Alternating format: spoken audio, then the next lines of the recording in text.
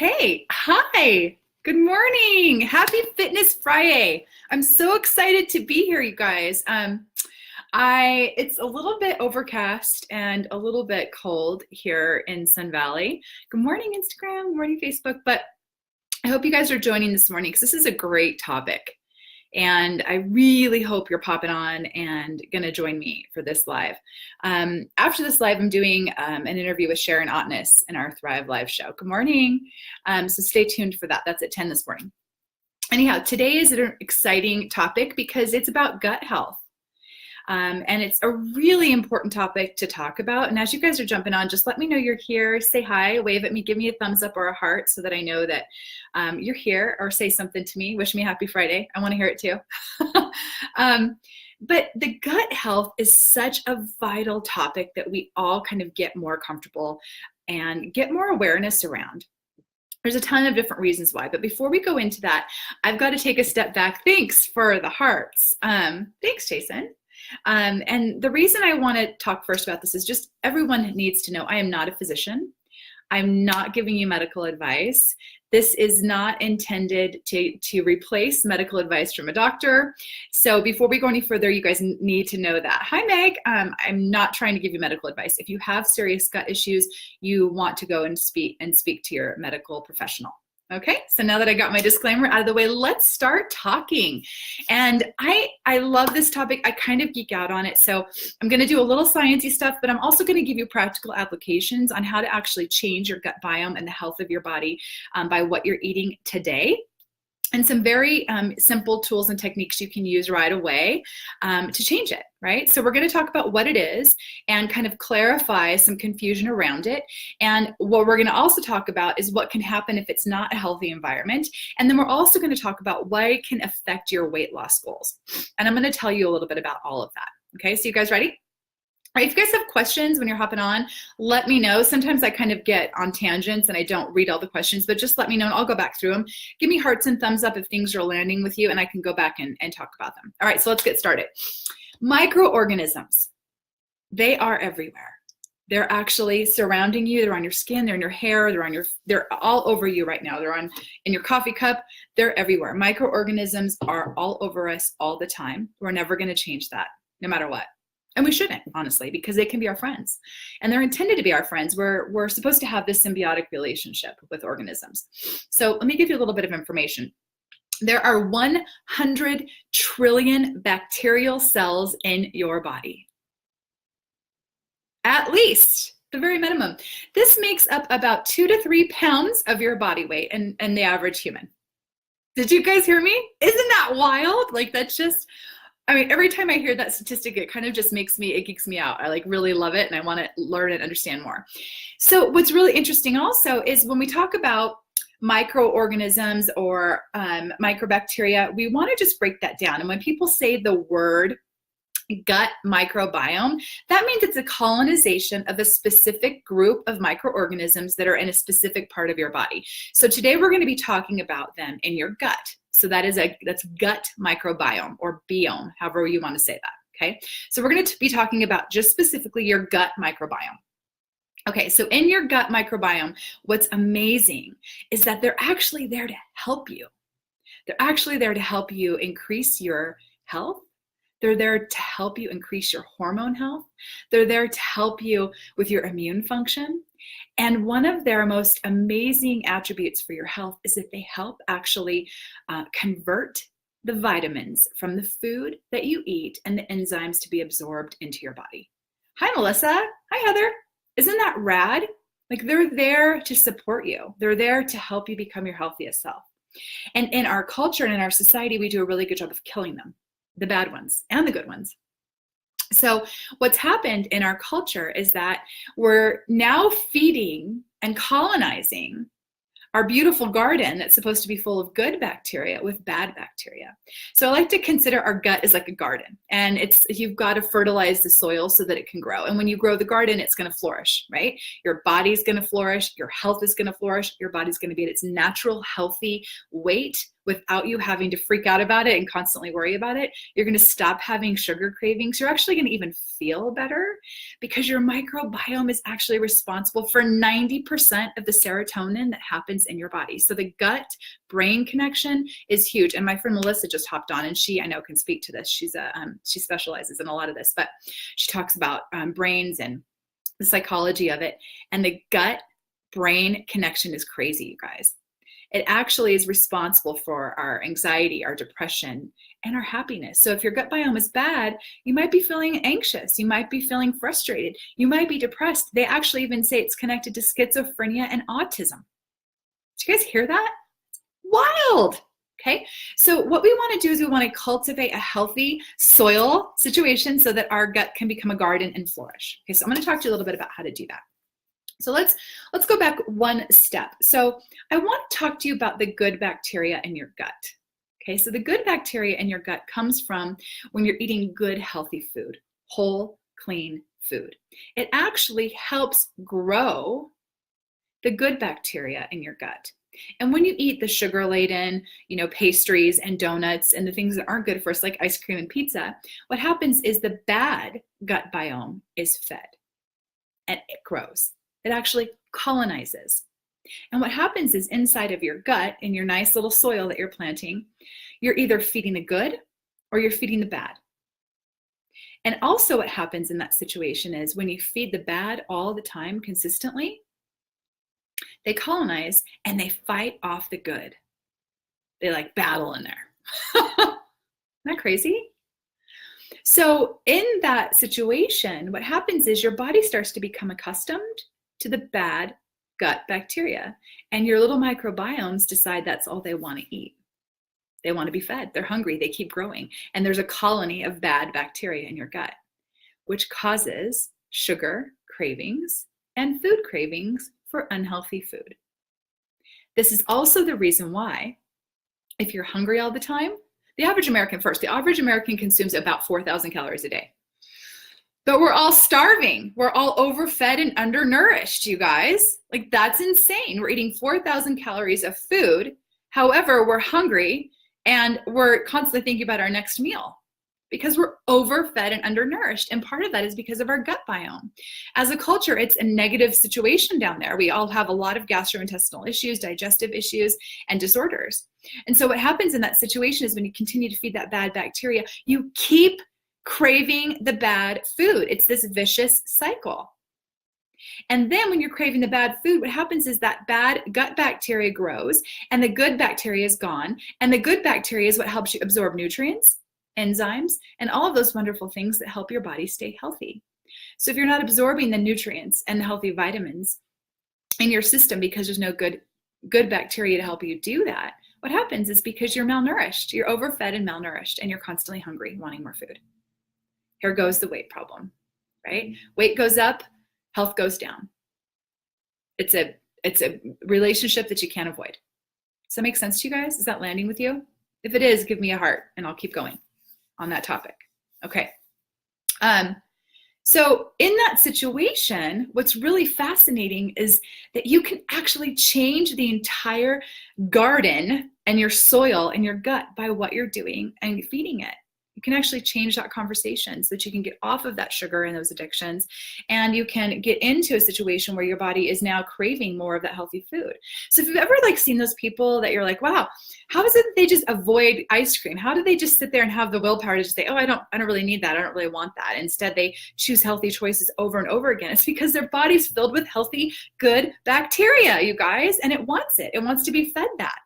So the good bacteria grows from fiber, inulin, and something called sanarin, right, which are in some vegetables. So it's the good bacteria is fed and eats the fiber in the vegetables that you eat and the fresh fruit and vegetables. Now, I'm not talking about the fiber from a grain. That's the opposite. I'm talking about the fiber from a natural fiber source like a vegetable or a fruit.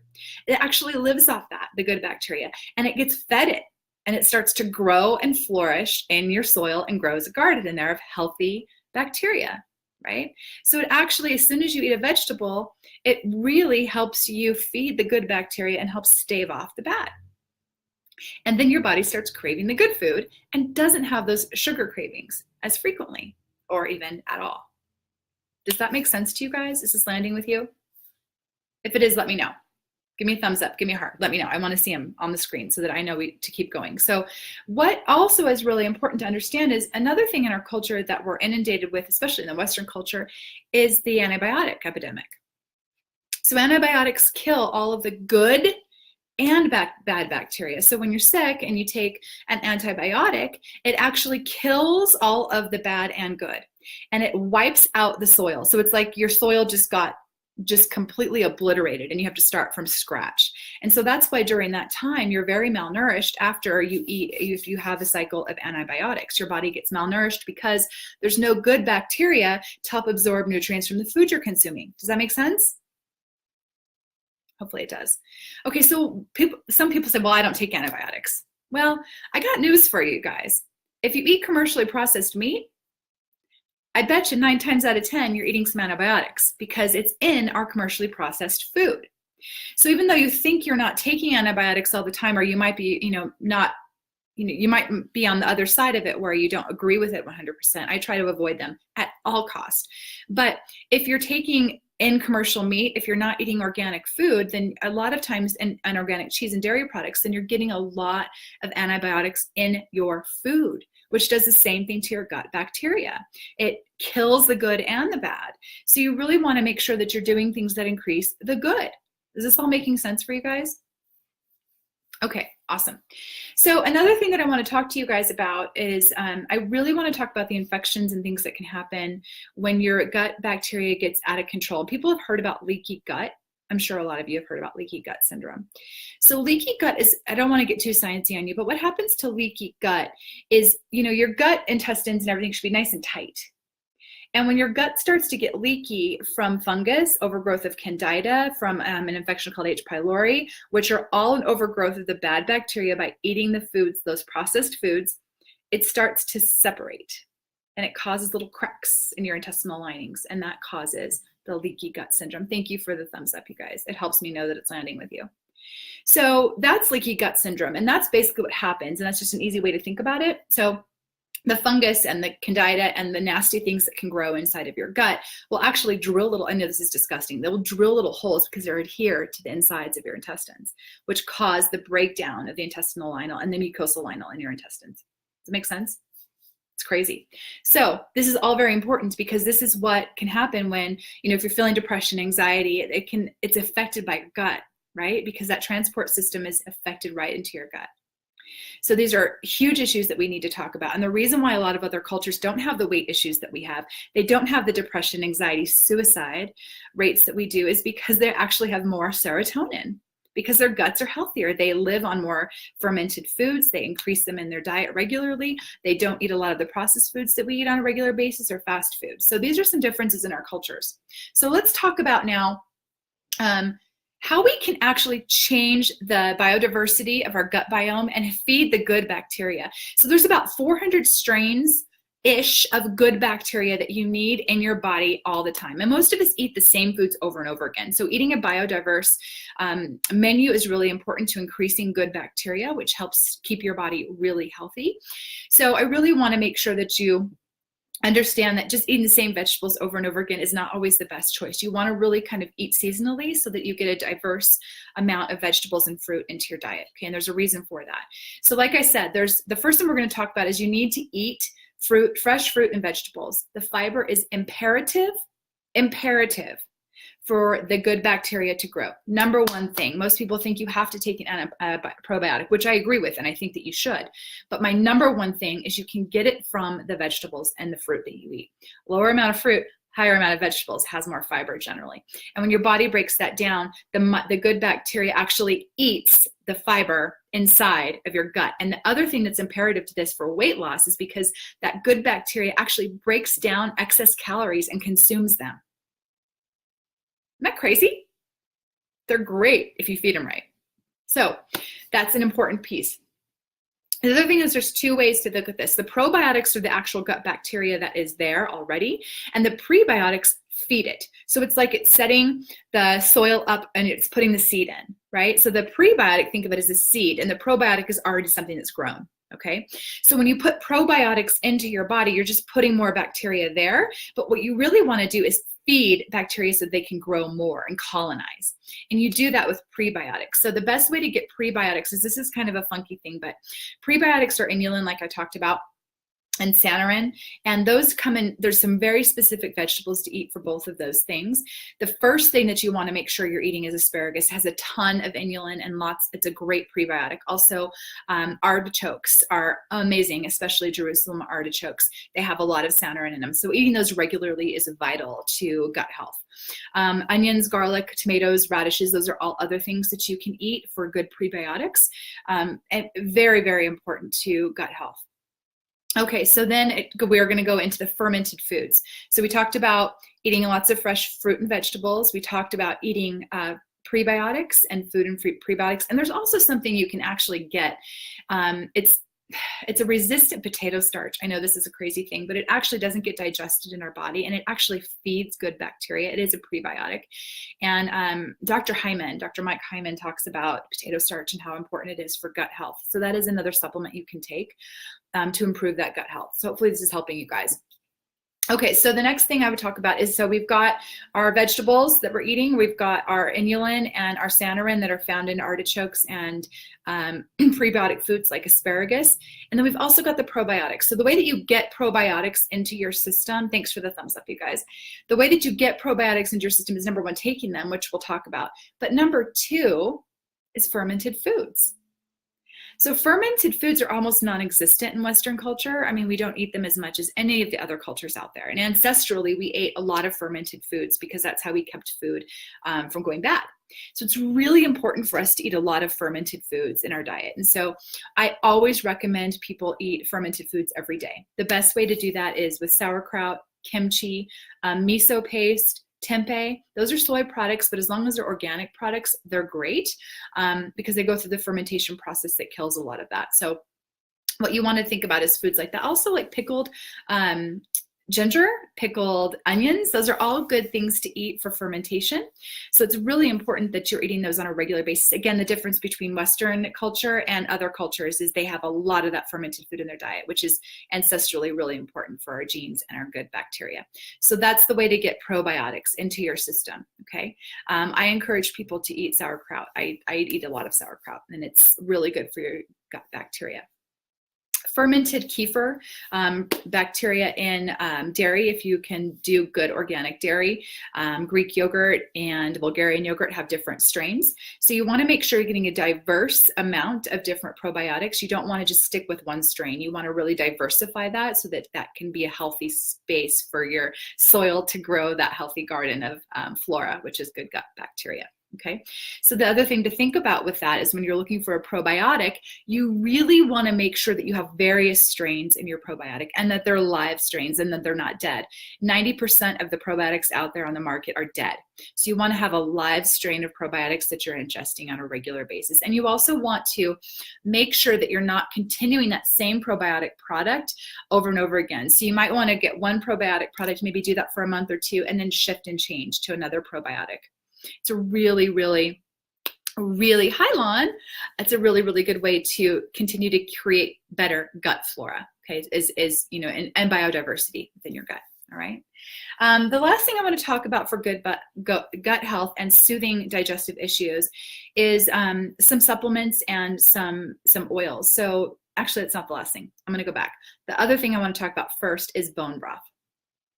So bone broth is such a soothing way to get lots of collagen into your gut and your intestinal mucosal lining.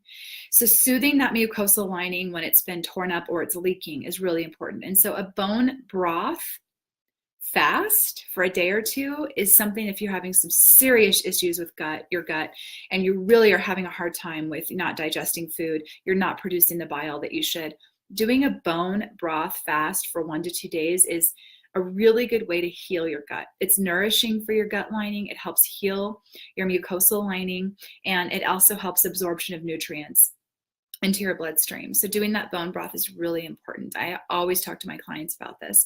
a lot. So especially if you're doing my one-on-one coaching programs, it's something that we really talk about. So that's something I wanted to go over with you. Another thing you can add to ease digestive issues is peppermint oil. You can also do a ginger oil. We're going to actually be talking with Sharon Ottness after this in this group. She's this essential oil specialist, and she's actually going to be talking a little bit about this. But those are some things you can add to ease some of that digestive issue. So if you're gurgly or gassy, those are some things you can put into your day that will help ease that. I drink peppermint tea a lot. It's a really good aid to soothe any kind of digestion issues that you might be having. So again, digestion is important to not only your physical health, but your emotional and mental health. So make sure that your gut bacteria is healthy, you guys. It's my biggest suggestion for you for the day. And spend this weekend maybe going and looking for some probiotics. You can get them at natural grocers. You can get them at Whole Foods in the refrigerated aisle. I like liquid forms. It seems to kind of get into your system a little faster. And you really want to make sure that you're getting live forms of various different biodiverse good bacteria. So make sure that you're looking for that when you're choosing a probiotic. And I think that's kind of all I wanted to cover today. Hopefully that helps you guys. And again, if you have questions, leave them here, and I'm happy to go back through today and answer them for you. I really think it's an important topic for overall health, and not only health, but for weight loss. So it's been proven that they've done studies on people with good gut biome that are slim, and people are moderate or good healthy body weight, and people that are obese or overweight have a very 80-20 role of bad bacteria to good. So people that are overweight tend to have 80% bad and 20% good. People that are on the leaner side, or that tend to have a healthy, sustainable body weight, tend to have more of 80-20 the other way, good bacteria to bad. So it's really important to understand that. There's a direct correlation. So make sure that your gut biome is healthy and that it's diverse, okay? All right, you guys, if you have questions, as usual, just pop them here and I'll come back through and answer them. I do want to say one thing also. I have a program that I'm going to be closing the doors on May 31st. And I want to talk to you guys about this right now because I'm not opening again until September. The reason I'm talking to you about this on my gut health thing is because with this program, there's two ways to go. You can do kind of a program that's helping you to lose weight, or you can do the program that is for toning and sculpting. It's my group 60-day program. But in this program, you get a whole nutritional program as well. It's not just designed for reaching your goals for your weight loss. It's designed for your gut health and your overall health. And all of the food is regular, real food that's easy to prepare, and it's intended for you to actually grow good gut bacteria. That's part of it. And if you're on my programs now and you're here, you know that every morning you have a concoction with a fermented drink. And that's part of not only your health, but also weight loss. So it's a great program. It closes on May 31st, and I'm not going to be enrolling again until September for my group programs. So I'll put that link here too in case you guys are interested in joining. But it is an all-comprehensive program. It's super affordable also. And it is a group situation. So you get the accountability, not only of me, but of other people in the group. It's a great opportunity to get a little bit more connected to me also. Okay, you guys, well, I'm going to leave that link here. And if you need anything from me, ask away. As always, I'm here to help. And I hope you enjoyed this. So let me know if you did. Give me a thumbs up and a heart. Let me know that you liked it and it landed with you. And stay tuned in this group, because I'm going to actually be interviewing Sharon Ottness, who's going to be talking about essential oils and how that can help not only reduce stress, but also aid in digestion. So we're going to go right into that with her this morning. So hopefully you guys can join us. Okay, have a great Friday. Thanks for being here, as always.